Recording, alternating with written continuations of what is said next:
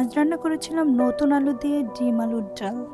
এই ডিম আলুর ডাল মানে সাদামাটা কিন্তু মন ভরানো স্বাদ। গরম ভাতের সাথে এক বাটি ডাল হলে আর কিছুই লাগে না। ডিম আলুর ডালের জন্য আমি আধা কেজি পরিমাণ নতুন আলু ভালো করে ধুয়ে সিদ্ধ করে নিয়েছি।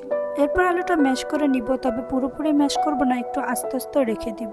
আজকে ডিম আলুর ডালটা আমি ডিম ভাজা দিয়েই করব, তাই আগে একটু মরিচ ভর্তা করে নিয়েছি, দেন ডিমগুলো ভেঙে ভেজে নিব।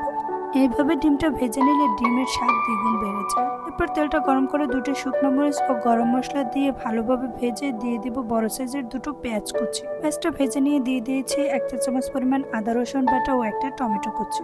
এরপর 2 থেকে 3 মিনিট ভেজে নিয়ে সামান্য পানি দিয়ে দিব মরিচের গুঁড়ো, হলুদের গুঁড়ো, ধনে গুঁড়ো ও লবণ।